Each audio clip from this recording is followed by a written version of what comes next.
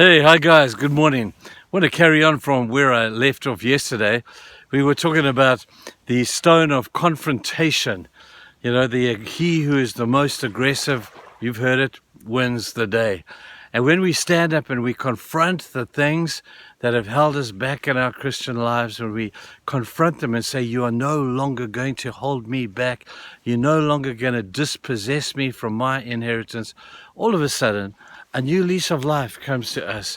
All of a sudden, joy and peace and all those things that we're lacking just seem to somehow return when we start to win a couple of battles. Now, I want to suggest two more things to you very quickly today by way of devotion. I want to talk to you first of all about the will to war, because we have a will to war because we know we're indestructible. You do know that, hey?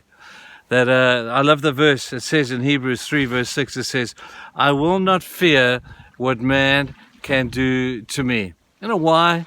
Because all he can do is damage the body. He cannot take my soul and my spirit because they belong to God. And he cannot hurt me other than take away physically at the extreme, certainly in Jesus' case. But we are indestructible. Kind of feel like Superman. I need to ask you, every time I watch a Superman movie, the bullets, when they shoot him, they dong, dong, they bounce off the guy.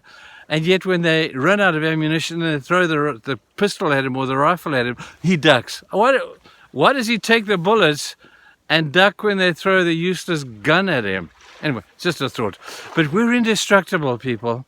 You know, in the army, they will say this.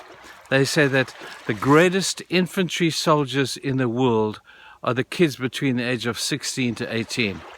For that reason, they think they're indestructible. Think back to when you were that age and you thought, man, there's nothing can get me. I can do what I like. I'm indestructible. That's the spirit that we as Christians, I think, need to harness somehow. We need to know that even though the body may perish, we'll live eternally. And eternally, people, is a very, very long time. And if we could live this life in the light of the one that is still to come, we would not fear nearly as much as we do right now. Now, I know that this is almost kind of like a philosophical argument, but it's a good one, isn't it? To live this life in the light of eternity, to know that even though this body that is whiling away, don't fear that. We don't fear death. We don't like the process of death, but we don't fear death itself because we know that our spirit and our soul will continue to live on for eternity. The second thing that I want you to recognize alongside of this is you can't lose this war. You know why? Because it's already been won. Jesus won the battle that we fight at Calvary.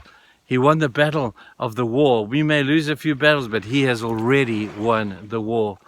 And we win the war because we know that he crushed Satan's head at the crucifixion. He ground it to the ground and he said, now you have no power over us. He can threaten us. He can make a loud noise around us, but he cannot do damage to us unless we allow him to, because we have already won the war. Jesus won it on your behalf, people, and we stand on victory ground. It doesn't mean we still have battles, we don't have battles to fight. We do. But just knowing in your mind that we've already won the war is going to be greatly encouraging to every single one of us. That's why I love the theme of the cross. The power, the power of the blood of Jesus is just amazing. It takes away my sin and the power that sin has over me. It annuls the power that Satan has over me. All I have to do is appropriate that. I know it sounds simplistic.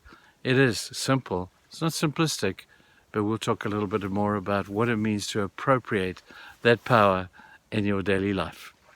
We'll do that tomorrow. But you're going to have a good day. See you soon.